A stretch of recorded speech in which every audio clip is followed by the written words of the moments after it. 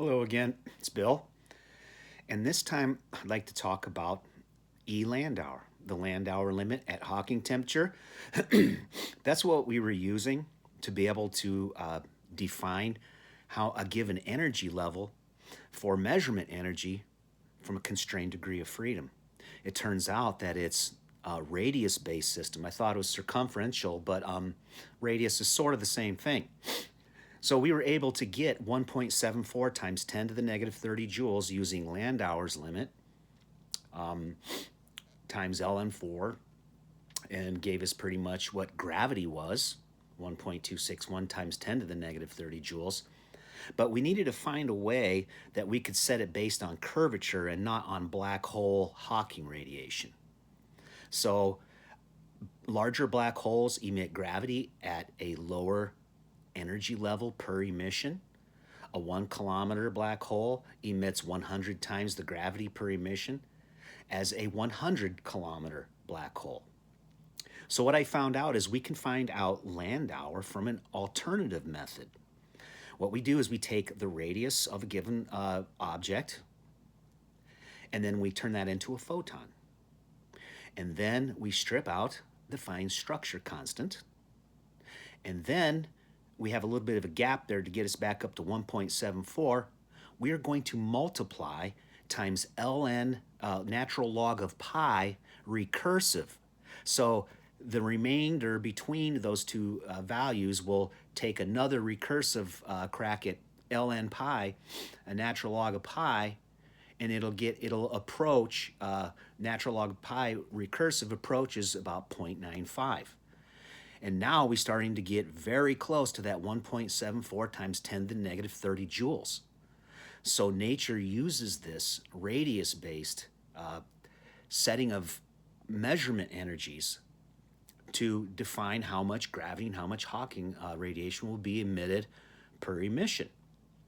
And this works well because now we have two ways of describing measurement energy. One, using Landauer's limit, and times using Hawking temperature input, which that works for black holes, but a lot of people would say, well, that wouldn't work for Earth. We're not a black hole.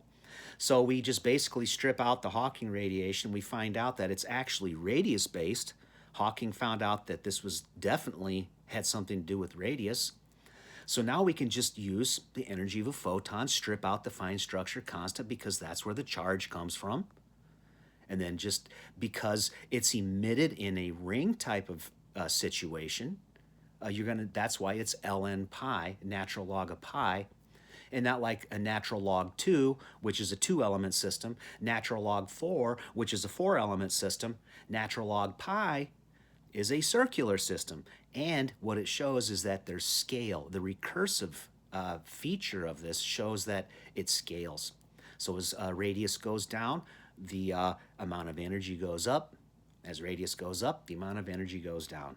So anyways, now it's really nice that we've got two different ways to find out the amount of measurement energy in a quantum system, how much energy is in a constrained degree of freedom, and we can do it two ways. We can use Landauer's limit, and we can use the Hawking temperature input times 0.724, or we can use the photon method.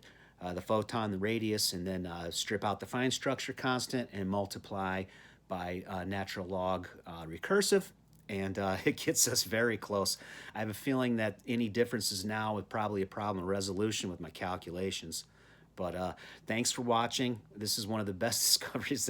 It's really sealed a lot up. I'm not sure what's left in this model that makes me wonder, how do I explain that? Everything's explainable. Everything's explainable by individual energy levels contributing to an entire system, and that entire system actually contributing to the energy levels. It's a round-robin system, and the discrete affect the whole, and the whole affect the discrete. So anyways, have a great day. Watch my other videos, particularly Come Discover Gravity with Max and Me, the entropy, the new second law, entanglement, that's a really good one, and also that dark matter video that I just put out. This is the improvement on that. This is the second stage to that. So I'm pretty excited about this. Now I'm still going to have to do some grinding and see how well this works out. Now I got to start really playing with some numbers. It works out well in the 1 kilometer black hole, and I think it's going to work out in every black hole because Well, things sort of scale in nature, so have a great day.